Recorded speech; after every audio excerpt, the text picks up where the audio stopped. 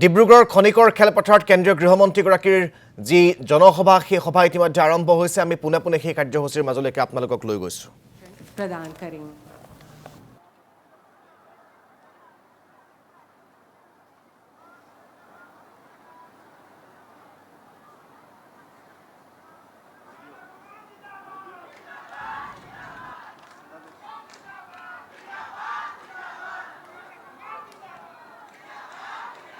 নমস্কাৰ পৰম শ্ৰদ্ধাভাজন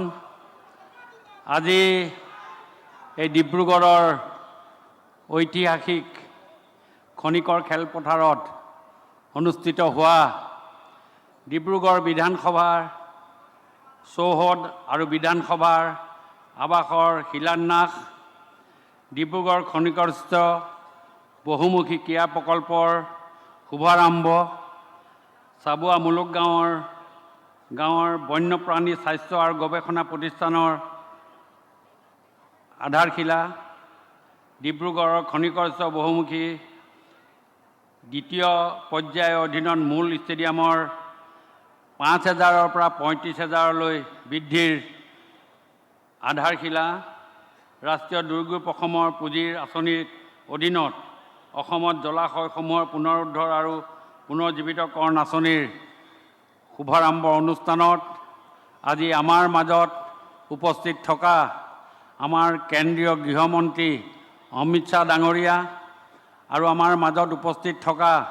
অসমৰ মুখ্যমন্ত্ৰী ডক্টৰ হিমন্ত বিশ্ব শৰ্মা ডাঙৰীয়া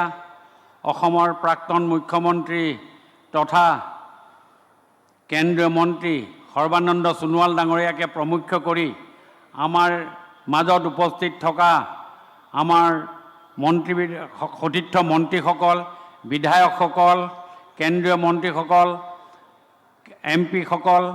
আৰু ইয়াত উপস্থিত থকা সদাশয় ব্যক্তিসকল আৰু উপস্থিত ৰাইজ জয় জয়তে শুভক্ষণত আপোনাক সদৌতিকে মোৰ ফালৰ পৰা শুভেচ্ছা জ্ঞাপন কৰিছোঁ। পোনপ্ৰথমে সমূহ ডিব্ৰুগড়বাসী ৰাইজৰ হৈ ভাৰতৰ কেন্দ্ৰীয় গৃহমন্ত্ৰী অমিত শ্বাহ ডাঙৰীয়াক আৰু অসমৰ কৰ্মোদ্যোগী মুখ্যমন্ত্ৰী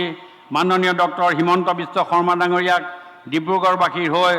অসমৰ দ্বিতীয় ৰাজধানীৰ পুষ্প আদৰণি জনাইছোঁ। আজি ডিব্ৰুগড়ৰ বাবে এটা ঐতিহাসিক দিন। প্ৰায় 186 বছৰীয়া পুৰণি এই ঐতিহ্যমণ্ডিত চহৰখনত আজি অসমৰ দ্বিতীয় ৰাজধানীৰূপে প্ৰতিষ্ঠা লাভ কৰিব। এয়া সম্ভৱপৰ হৈ উঠিছে দেশৰ যশস্বী প্ৰধানমন্ত্ৰী নৰেন্দ্ৰ মোদী ডাঙৰীয়াৰ সবল নেতৃত্বত অসমৰ কৰ্মোদ্যোগী মুখ্যমন্ত্ৰী ডক্টৰ হিমন্ত বিশ্ব শৰ্মা ডাঙৰীয়াৰ শক্তিশালী নেতৃত্বত আৰু আপ্ৰাণ প্ৰচেষ্টাৰ ফলত